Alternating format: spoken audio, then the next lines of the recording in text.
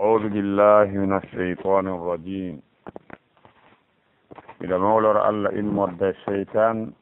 أو رضا يرمي الله في وتألرا كدينا أن وناك النعم. إذا انقسموا لبقرتي عند إن جنغي إلى آية تيمدر إنوغ نانو تيمدر japan ɗe jeetati e ɗiɗi wondiri noon oɗo aya kamƴi tun e firnoma hanki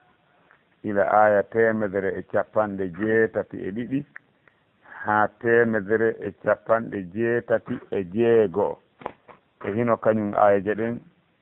Allah subhanahu wa ta'ala wi en faman khafa ummuhu min musin immodde wasiiɗo janafan oñaare aw isman ma junubu fa aslaha baynahum o moƴƴintini hakkunde maɓɓe fala isma alayhi junubu fawakimo inna allaha no allah ghafurun ko o hafrowo rahimun ko o yurmeteɗo ɓawo ɗum Allah subhanahu wa ta'ala daali ya ayyuha alladina amanu ko onon yo gomɗinɓe kutiba windama awa farlama alaykum e dow mon asiyamu korka kama kutiba wono windira farla ala alladina e dow ɓe min qablikum artiɓe on la'allakum tattaquna ɗum fof ko fiye on huulo Allah belaje on huulo e Allah korka gan ayyaman ko ñalaɗe ma'dudatin kontaɗe faman kana on noon mo laati minkum e mon maridan ko o nawnuɗo aw ala safari mahimo voyage fa iddatun ko yo o kontu min ayyamin immorde e ñalaɗe go'o yo kontu ko o ñaami kon o yoɓa e ñalaɗe go'o wa ala alladina hino fawi ɗen yutiqunahu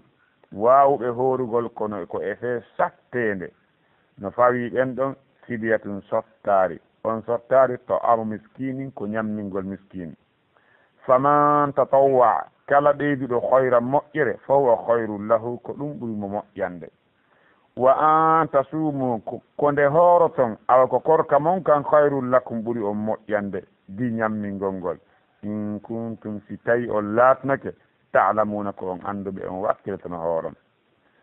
shahru ramadana lewru suumayin alladi ko ndum unzila fihi ndu jippina e muɗum alqur'anare ɗen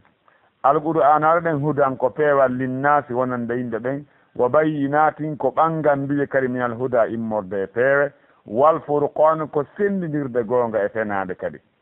faman shahida minkum kala on tawaɗo e mon fewndo lewru ndun feññinte yiigol mayru kala tawaɗo e mon ashahara lewru ndun falyasumhu yo hooru lewru ndun wa man kana on noon mo laati maridan ko o nawnuɗo aw ala safari maymoye voyage fa iddatun kanko yo kontu ko o ñaami kon min ayyamin immorde ñalaɗe ukhara goɗɗe go'o yuridu llahu bikumul yusra allah hino faalana on newende wala yuridu bikumul usra o faalanaka on sattende wali tukmilul iddata ko fiyi on timmin kontore nden ko hoora kom capanɗe tati manoga e jeenayi wali tukabbiru llaha fiyi on mawnin allah ala ma hadakum e hoore ko o fewni on e l'islam wala'allakum tashkuruna belaju on yettay nemaji Allah ɗin jarnon Allah wa ida sa'alaka silandike ma ibadi jiyaɗan ɓen anni fi an min miɗa ɓadi ma miɗa woɗɗi fa inni qaribun min komi ɓaɗiɗo mi woɗɗitaki ujibu miɗa noto da'wata da'i miɗa noto noddago nodduɗo miɗa jaabina du'a du'iɗo ida da'ani si o noddilan o torikelan falyastajibu li yoɓe notolan noon nani e komi noddiɓe kon wal yu'minu bi yoɓe gomɗinan ɓe hoololan la'allahum no tijjasi ɓe waɗi ɗum yarsuduna nde ɓe fewata la'allahum yarsuduna awa belaju ɓe feway amma oɗo aya dow ɗo en firinoma hankin en hato jina e ruttagol e makko ruttande ɗuɗunde o aya mo tawata hara en yeetama ɓawoɗa faman baddalahu ba'da ma sami'ahu fa innama ismuhu ala alladina yubaddiluna inna allaha samiun alimun ka Allah wi ɗon on mo wattiti wasiyi ɓaawo konko o nani junubaji no fawi ɓen wattitayɓe on ɗon aya Allah subhanahu wa ta'ala ittiti e nder wattitugol e nder sansugol wasiyi on o ittiti si tawi hara woni ko maslaha ko important ko nafoore goɗɗum sansiraɗo o wi faman khoofa on mo huli min muusin immorde wasiyiɗo janafan o ñaare tawa o ñaare no e wasiyi on aw isma ma junubu ko yamri ko waɗata konta junubun e mum fa aslaha kanko wasiyaɗo on o moƴƴini o ndaari ko ɓuri moƴƴude kon fa aslaha baynahum o moƴƴini hakkunde maɓɓe fala isma alayhi junubu fawakimo wondudele o waylti wasiye on kono junubu fawakimo inna allah no allah gafurun kafuru rahim rumeteɗo joni men daali ya ayyuha alladina amanu kono e gomɗinɓe kutiba farlama alaykum e dow mon assuyamu korka kan farlama e hoore moɗon nani kama kutiba wona farrila noon kadi ala alladina e hoore ɓe min qablikum attiɓe on la'allakum tattaquna beele jo on huula e allah kutiba farlama tabintinama e hoore moɗon kon wiyete assuyamu korka al lugatan asiyam al imsaku ko haɗitagol e ko wownuɗa wadde ko ɗum wiyete asiyam hiɗa wowno wadde goɗɗum acca e nder tan ko ɗum waɗi nene mariama wi'uno inni nadartu lirrahmani sawman falan ukallima alyawma insiya mi fodi allah hande korka kan korka ko honɗum wona accugol ñamugol komi yewtirata hande neɗɗanke asiyam logatan al imsak ko haɗitagol kono ko faanda ɗo on nde haɗitande ka korka ɗo ko faanda ko haɗitagol ngay e ñamugol e yarugol e rendugol ila ka fajiri ɗimmo on feeri ɗon ha nangue muta ko ɗum wiyete korka ka sariya ko haɗitagol ñamugol e yarugol e rendugol e dendagal ko huntinta kon ila ka fajiri ɗimmo on feeri ɗon ha nangue muta hara kadi ko anniye dewal anniye ɓadagol allah accira ko ɗum wiyete korka shar'an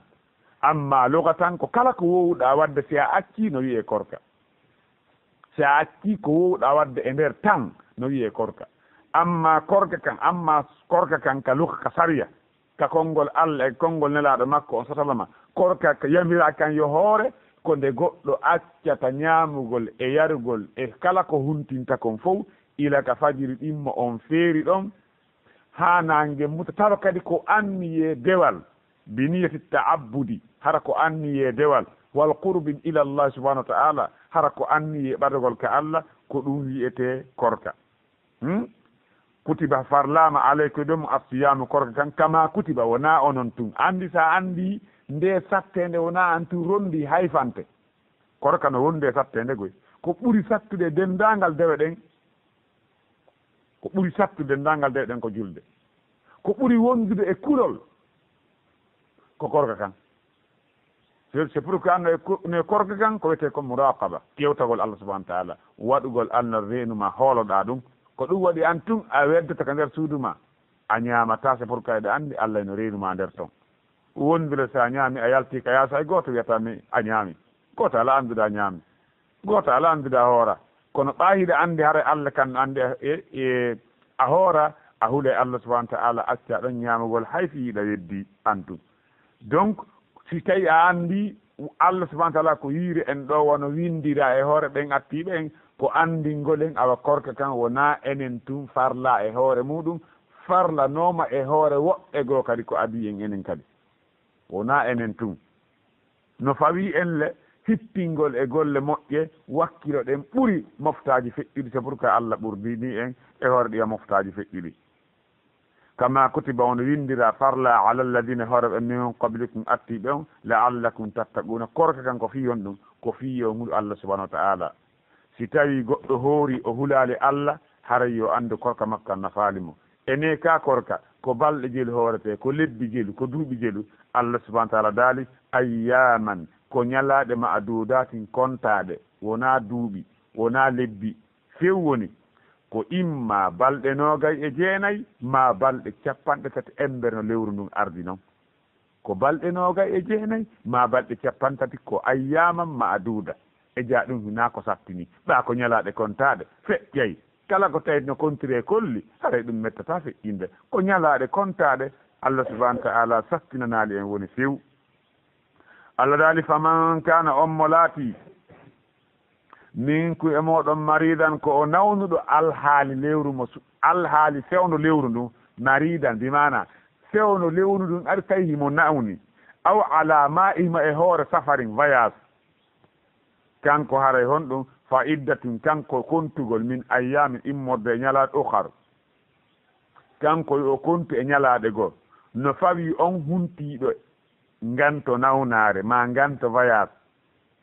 no fawimo horugol ñalaɗe go embere ko o huntino kon embere ko o huntino kon ɗen ñalaɗe o hunti e muɗum o hoora ɗen ɗon si tawi nganto ngon iwi si nganto ngon iwi o hoora beruɗen ñalaɗe ɗe o huntino e muɗum si tawi ko balɗe 5 si suumayi nganto ngon iwi suumayi lanni o hooroya balɗe 5 siko balɗe 6 hasba embere ko on tigi huntino kon hoorugol ngol e wayasi no dagi wondude e ko huntagol ngol ɓuri moƴƴo si tawi on tigi wayasi way a sande nde tawata hara himo newnana ɗuytigol julde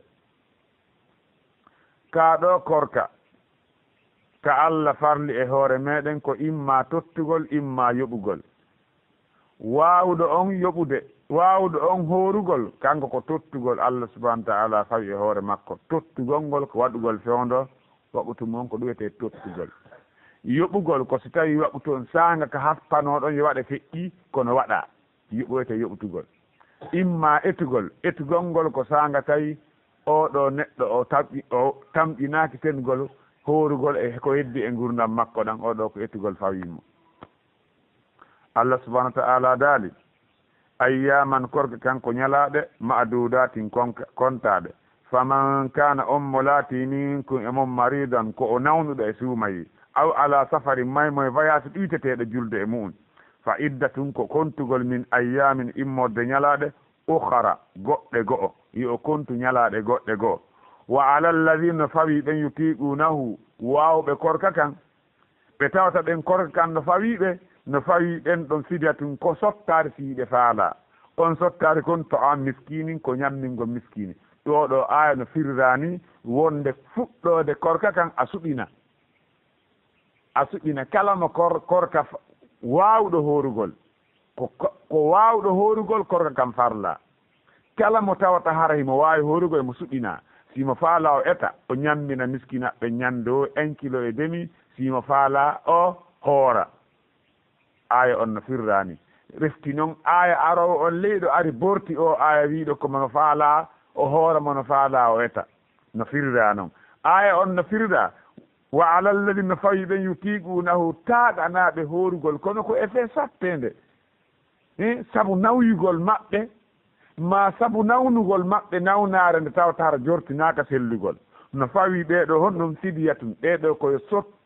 sottitagol ɓe watta fidya ɓe watta kamɓe ko honɗum ɓe sottinta to on miskinin ko ñammingol miskini kamɓe ñande 1,5 kilo ɓe ñammina miskini faman tatawwa ko 1,5 kilo wi'a kala ɓeyduɗo hoyram moƴƴere o waɗi 2 kilo ma miskinaɓe jowo o ñammini e nder ñallal be ñallal ma ɓuri ɗum fo wa hayrun lahu ɗum ko moƴƴere wonandema wona goɗɗo goo o waɗani ko hoore makko o waɗani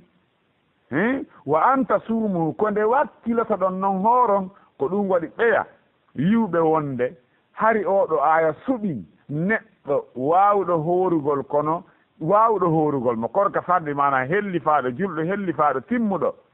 ɓe kon korka farli on ɗon himo suɓina horugol e yettugol kono Allah rerɗini awa koyo o ko si o hoori ɓuri moƴƴande mo ko ɗum Allah dali wa anta sumu khayrul lakum ko nde horto ɓuuro moƴƴande ettugol ngol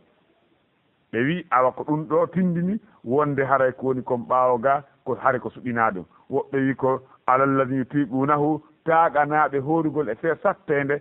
fidyatun sottari to an miskini ñammingo miskini faman tatawwa kala ɓeyduɗo hoyra moƴƴere fawa hayrul lahu ɗum ko moƴƴere wonandemo wa anta suumu ko nde horton ɗi mana ko siyamukum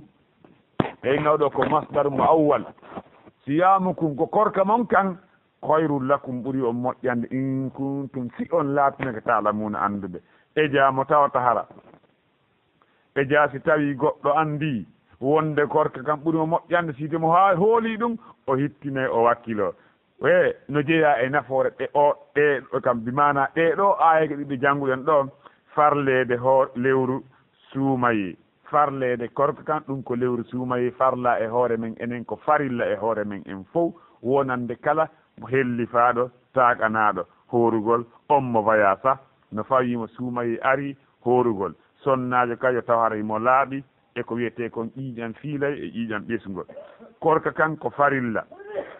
bal ko tugalal neeɓa e nder tugal l'islam ɗen won nelaɗo naati noon l'islam hama e hoore tugale joyi e jantina e muɗum horugol suumayi wona nelaɗo ɓangiran ɗon jibril nde hadisi mo en fof anduɗen wo andi quoi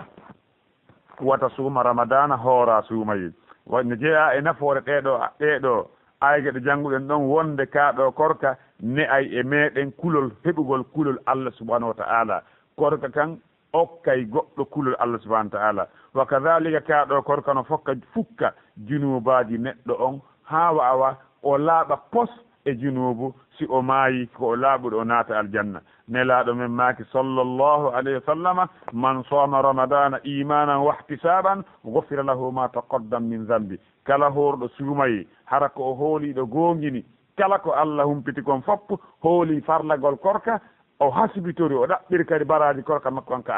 Allah subhanahu yewtanemo dendagal junubaji makko ɗin allahu akbar wa kadhalika ne jeeya e naforɗe ɗo ayde newnanede huntagol wonande on nawnuɗo e neɗɗo voyageur jo himo newnana huntagol si tawi goɗɗo nawni e suumaye himo newnana huntagol si tawi korka kan woni no sattanimo himo waawi kono lorratamo si o hoori korka kan lorratamo few korka kan lorratamo fewni si o hoori korka kan lorratamo kono fus oɗo koye hoorugol ngo ɓuuri moƴƴande wa kadhalika voyateur jo on tampintama fus oɗo ko so hoori ɗum moƴƴande wonde noon so huntiki no dagi ma ɗum oɗo neɗɗo ko suumaye ni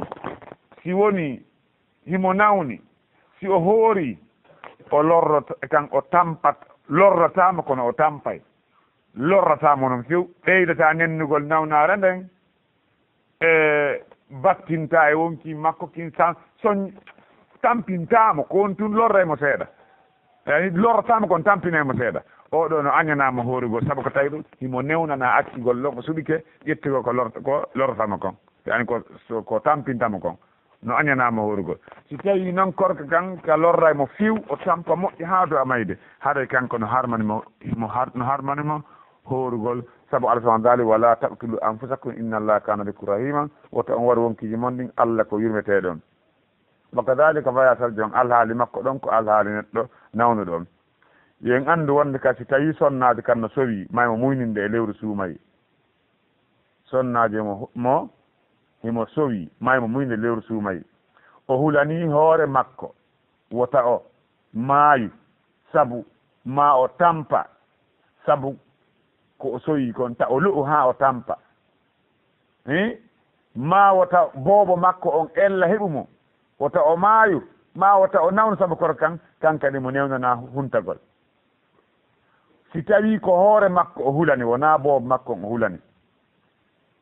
sowiɗo omba muyninowo omba ko wonki makko pin o hulani ko ɗum addi yo hunto e suumayi si suumayi maayi ko gantagon ko fawima ko yoɓugol ngol tum fawimo amma noon siko boobo makko wonɗo on ka teege makko ma ɗum ko boobo makko muynino on o hulani wota on weeɗe ha o ma saabu korkam ɓa ko ñamete makko on Allah woni transformude watta ɓiraɗan ko boobo makko on yara si tawi o hulani hoore kam boobo makko on ko saabu ɗum o huntori oɗo si suumayi maayi hino fawimo gantogon mo fawimo yoɓugol ko o ñawli kon o yilto kadi o eta siko balɗe sappo o ñaami o etay kilo 15 o hoora kadi balɗe 10 ɗen koni karama koɓe goo yewtori dalilu maɓɓe on koko Allah daali ɗon wa ala alladina yutiqunahu taɗanaɓe korka kan e hoore sappende fidyatu ta'am miskin. Donc Ibnu Abbas no yewti en ko yaadi e kañum yewtere nden kono ɓa en wiyata en yaltina e ñaawoje korko kam fof e nder o darse meɗen ɗo si wona ɗum o woɗɗay. Donc no jeeya e kaaɗo korka yani ɗeɗo ayaji no jeeya ko tindinani en kadi wonde kaaɗo korka no mar nafooreji heewɗi e hino no jeeya ɗin nafooreji ka korka ka ekkitay goɗɗo ko wiyete kon hulol Allah subhanahu wa ta'ala kene e gundo andi fi sanga neɗɗo weddi ka suudu makko kanko tum e hino ndiyam e hino mo ɗonɗa hay goto renamo nda sa migiti sanga goɗɗo laati e burure tuululu e hino cankunkum ka leppi tawoy ɓundu no ɓuuɓi joppa a naata e ɗon ƴetta ɗon ha ko yara ha goto andata nan galawma yaha hay goto anta a yari kono a acca ɗum saabu hiɗa andi wonde o Allah mo horanɗa saabu muɗum on kan no renuma ɗum ɗo okka e goɗɗo kulu Allah subahana taala korkan okka en kulu Allah subahana taala wa kadalika no jeeya e nafooreji korkan wonde korkan heelay mbelenduru sahaw e me en e dakan miiji korka kan ittay sahaw e goɗɗo fiyon ɗum seytan no ila e ɓiɗɗo adama on ka ƴiƴan ɗon ilirta ɗon mi sikki kono seytan ila ɓiɗɗo goɗɗo e ka ɓiɗɗo adama on si tawi o hoori haray ilirɗe seytan ɗen no ɓippi o heɓatano o fontora nda ɗum si goɗɗo no hoori o suusta waɗugol boneji kono kan haɗaymo haray seytan no haɓɓa e makko kunnelaɗo maka salama no ebi mana wonde seytan no ila e ɓiɗɗo adama on ilirɗe ƴiƴan ɗan ɓittinre e hilirde makko nen saabu horugol ko ɗum waɗi hanelaɗo maaki sallllahu alih w sallam ko onon yo dental sukaɓe kala heɓuɗo feere dépense ɓenguure dépense ko o jombira yo o jombu on mo tawata hara o wawata ɗum o ala feere ko o jombira yo o hooru sabu ka hoorugol ngol ittay sahaw on e makko wa kadalika korka kan ne ay e gomɗin ɗo on waɗugol e makko te kon yurmede sanga patronjo on meeɗi heege o yurmina e miskinaɓe o anda he e janom ɓe miskinaɓe heɓata ko faala sa ɓe heɓata ko ñaama sa han kala ɓe faala e jaaɗo eno tampi kankadi o anda valeur nema mo Allah subahana taala nimini kon e hoore makko kanko oɗo patronjo donc haray wa kadalika korka kan naɓay kala tuundele e battiji ñaamete ko heddata kon e hoore e nder rendum hoosondu laaɓa pos ha kellal ngal ara no ari e hadis laaɗo maaki suumu tasihhu hoore sellon e hino ɗo aya timmo on kadi e nder ikan tammo gon ko yowdiri ko e korka kan Allah subahana taala daali shahru ramadana lewru suumayendu alladi ko ndun lewru unzila fihi ndu jippina e muɗum alqur'anare nden unzila fihi alqur'anu ndun lewru ndu qur'ana jippina e muɗum ɓe wino sella ka wiyeɗa kan sahara hara ko nasbi sahara on si woni sahara hare lewru ndu wi'a ɗon ndu yo on hooru sahara ramadana ko lewru suumayendu no wona kadi mubtada o shahru ramadanu saharu ɗon woni mubtada marfu shahru ramadana lewru suumayendu alladi ko ndu ko honɗum won lewru suumayendu alladi ko ndu unzila fihi alqur'anu ndun lewru ndu qur'anu jippina e muɗum qur'anu ko e suumaye jippina e nden malatul qadri jippande wootere nde ittaka ka kammu jeɗɗoɓo ka Allah dow ga jippina ha e ka baytul izza ka suudu dow ɗo suudu ka kammu suuduno ka asama o aduna ɗo wiyete baytul izza qur'an on jippina ha ɗon jumlatan wahida ko heddi ko jippinira seeɗa e nder événement ji ɗin e hornelaɗo e nder duuɓi nogay e tati donc qur'an on jippike étape ji ɗiɗi étape arana on ko ilaka kammu jeɗɗaɓo dow toon ka Allah toon jippina ha ka kammu dow ɗo jippinande wotere jumlatan wahida ɗon kadi jippi e horneɗaɗo jibril jippini e horneɗaɗo noon seeɗa e nder ayeje ma aya ɗiɗi ma aya goto ma ayaji ɗiɗi ma tati ma simore ha e nder duuɓi nogay tati nde lanni jippagol e horneɗaɗo sa sallam no Allah subahana taala yewtiri noon inna anzalna fi latil qadri inna anzalna fi lati mubarakatin Allah ne yewti wonde ko jemma barakina jippi alqur'ana aren nden Allah subhanahu wa ta'ala dali shahru ramadana lewru sumaye ndun alladi ko ɗum unzila fihi alquran ndundu qur'an jippina e muɗum qur'anar nden noon hudan linnasi ko peewal wonande yimɓe ɓen ko ittay ɗum ɓe ko fewnayɓe faade andugol ko woni malal maɓɓe ani ko fewnayɓe ɓe faade e konko woni e muɗum timmode maɓɓe e malede maɓɓe adna e lahara qur'an tindinay en malal men ngal ko honto bonheur men on ko woni kon e mum aduna e lahara qur'an tindinay en wa bayyinatin ko ɓangandi kadi koko ɓanginanta ɓe sendinana ɓe hakkunde gonga e fenade e kala fiyake gurnan anna kala ko qur'an tabintini ko ɗum woni ko tabiti kala ko qur'an wi ko fenande ko ɗum woni fenande few woni ko bayyinatin ko ɓangudi ɗum kala ko hato jinna e muɗum kadi minal huda immodde e peewe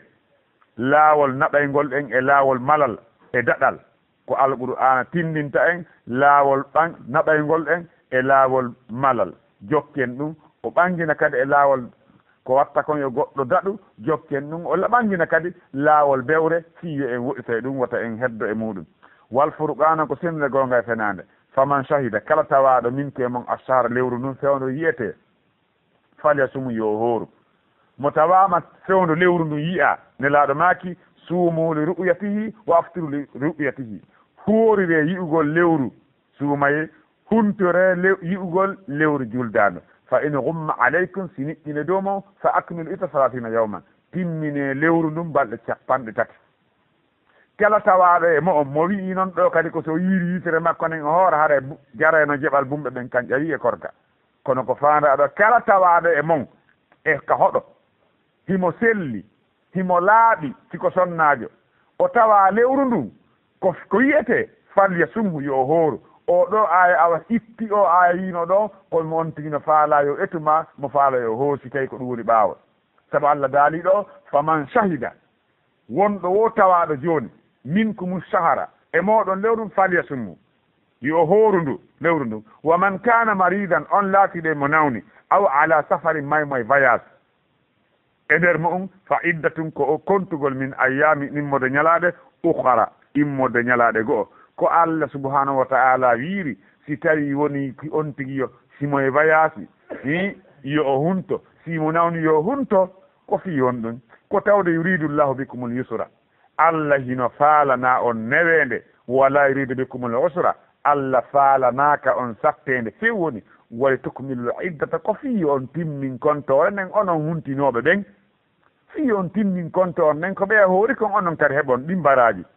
wali tukabbiru llaha fi on mawnin Allah ala ma hadakum e hoore kon ko fewni on e l'islamu o fewni on e hoorugol lewru suumayeeɗi habbiron ndehiɗon yaha ka juulirde ndehiɗon yaha juulugol iidi wiyon allahu akbar la ilaha illa allahu allahu akbar lillahi alhamdu wowlon ɗum ila ko lewru ndu yi'a ha iwton juulugol si tawi ko lewru suumay ɗi kabbiral ɗo ko ila ko lewru ndu yi'a wiyeteydi ndi ho juule iidi ila ɗon ɗi kabbiral duwa fuɗɗade ɗi yaara noon kadi ha yahen ka iidi ha iwten ka iwtuɗen iidi ɗon dato allanni amma siko lewru siko ko donkin ko no fuɗɗe woɓɓe ila ka lewru no yiya ɗon kadi ila ka lewru bal sappo arane fof ɓurata tentude ko ila ñande arafa wonande enen ɓe alaɗen ton ɓe alaɗen ɓe yaha ɓe makka e nder ɗen hitande amma wonɓe ɓe makka kamɓe ko ila ka ɓe bugi kaaƴe ɗen kamɓe fuɗɗata kabbiral ɗi continue noon ha ñande ha balɗe 13 donkin ka alan sara ko ɗon wona akkitede ɗin ɗon kabbirali nam Allah subhanahu wa ta'ala daali wali tukabbirullah fi yo mawnin Allah ala ma hadakum e dow konko fewni on e muɗum wala allakum tashkurun ɗum fof ko fi on yettu Allah subhanahu wa ta'ala Allah farli e hoore meɗen ka ɗo korka o newnani e yo en habbir fiyo en laaro sabu ɗum ɗon ko on jeeyaɓe yetta ɓe nema kanko Allah subhanahu wa ta'ala sabu ka ko wiyete yettugol nema ko ɗoftagol Allah subhanahu wa ta'ala amma noon peewe ɗeɗe ayde kadi kono Abubakar Jazairi yewtiri noon katir tafasir ɓe maaki goo on ɓural lewru suumaye e ɓural nde ɗo alqur'anare no jeeya e hadiseje ko tindinani en ɓural lewru suumaye kanelaɗo maaki ɗon so salama ida jaa ramadanu futihat abwabul janna wa gulligat wa gulligat abwabun nar. si tawi suumaye ari udde dambuɗe aljanna ɗen on ɓe dambuɗe yiite ngen seytaniji ɗin fopp kadi kolmbe. nelaɗo maaki sallllahu alih w sallam man sama ramadana imana ihtisaban gufira lahu min dambihi wa man qama ramadana imana ihtisaban gufira lahu min dambihi. kala on horuɗo suumaye tawi ko o hooliɗo gomɗini Allah hooli kala fodoreji Allah ɗin hooli waɗɗagol korka e hoore makko Allah subahanahu wa ta'ala yawtanemo kala junubaji makko ɗin ko feƴƴi kon. si tawi on tigi darike lewru suumaye kadi juuliji emma tawi kanko ko hasbito ɗaɓɓir baraji ke Allah Allah subahanahu wa ta'ala yawtanemo kala ko feƴƴi junubaji makko ɗin. no jeeya e naforeji oɗo aya kadi waɗɗagol horugol lewru suumay e hoore hellifaɗo ɓen ko wiyete hellifaɗo ko on yottiɗo timmuɗo haqqil hisuɗo kadi hisuɗo haqqil. si tawi ko sonnajo taw hara kanka de mo daɗi immodde e ƴiiƴe ɗen ɗiɗi. wa kadalika no jeeya nafoɗeɗo ayaje newnanede wonande on neɗɗo nawnuɗo on hulanɗo hoore makko nennagol nawnare nden nennagol sellugol nawnare nden ma ɓeydagol makko e neɗɗo voyage uyteteɗo julde ɓeɗo ne newnanaɓe huntagol si woni suumaye maayi ɓe yoɓa embere konko ɓe huntino. wa kadalika no jeeya e ko ha aya on tindini kon waɗɗagol lewru waɗɗagol yoɓugol ngol e on hoore on huntorɗo ara ko nganto no waɗɗimo nde o yoɓata. wa kadalika no jeeya nafoɗe oɗo aya newagol oɗo sara l'islam wona diina sattuka woni few ko diina newika. Allah subahanahu wa ta'ala daali wa ma ja'ala alaykum fi ddini min haraj. Allah waɗali e dow moɗon ɓittede ka diina. nelaɗo maaki sallallahu sallam dinullah yusrun diina Allah kan ko newika. ɓe maakani sahaba e maɓɓe ɓemɓe ɓe nelno yahugol wiyama nodda l'islam yassiru wala tuassiru newine wata on sattin wa bashiru wala tunaffiru weltine yimɓe ɓen wata on raɗoɓe e diina kan. wa kadalika no jeeya nafoore oɗo aya sarqinede habdirgol jemma iidi on e ñallal iidi ha iwten e ha iwten juulugol iidi si tawi woni ko julde suumayi. wa kadalika no jeeya ko aya on tindini kon wonde ɗiɗo toftareji ko yettugol nema Allah on mo ɗoftaki Allah o ɗoftaki nelaɗo Allah on haray oɗo wona o jarnuɗo Allah wona o jarnuɗo kan nelaɗo kam haray o yettal nemaji Allah subahanahu wa ta'ala ɗin. Allah subahanahu wa ta'ala dalika lannode o darsu meɗen ɗo wa ida sa'alaka ibadi si landikema jiyaɓe am ɓen anni fi am min fa innina min qaribum mbiɗa ɓaadi ujibu mbiɗa noto da'wata da'i noddago nodduɗo ida da'ani si o noddilan falyastajibu li yoɓe notol an komi wiɓe ko yoɓe huuɓu komi haɗiɓe ko yoɓe acci wal yu'minu bi yoɓe gomɗinan ɓe hoolo fodore an nden la'allahum yarsuduna bela jewɓe feewa si ɓe waɗi ɗum. donc en andi kadi imi jettiman wonde Allah subahanahu wa ta'ala no ɓaadi jiyaɓe makko ɓen nde tawno tagore nen foppu noye tamande makko kanko subahanahu wa ta'ala no sengoloyi laamu makko woɗɗitaki Allah hay e hunde woɗɗitaki Allah tagore makko nen foppu no ɓaadimo tuman tawno ala hay e hunde ko woni ka hoore leydi ɗo si wona ko taga kon fof si wona Allah no reeni himo nani himo nande ko woni wolde kon himo reeni kadi himo wawi kadi nangugol kadi sanga kala o faala ko ɗum woni haqiqa ɓaɗogol ngol. wa kadalika no jeeya e nafoore oɗo aya kadi e añede ɓantugol hito ka dewe si wona konko taw tan o sarqina townugol hito wono labbingol ngol ka hajju makka labbingol ngol e noddinago e ɓantugol julde nden e janngugol alqur'ana ka nder julde ɗum ɗo no sarqina yo feññina ko heddi kon dewe ɗen koyo suuɗe du'a surtout noon du'a koye suuɗe wa kadalika no waɗɗi en foppu meɗen notagol noddago Allah ngon e ko o noddiyan kon e muɗum ɗum ko gomɗingol no golla golle moƴƴe. donc haray ko wiyete kon peewal ko ɗoftade Allah subahanahu wa ta'ala ko wiyete kon bewre ko yeddugo Allah subahanahu wa ta'ala oɗo ayre tindini directement wonde Allah subahanahu wa ta'ala ko jaɓowo du'a kono noon o wino en yehen ɗoftomo de enen kadi yo en noota noddago makko mum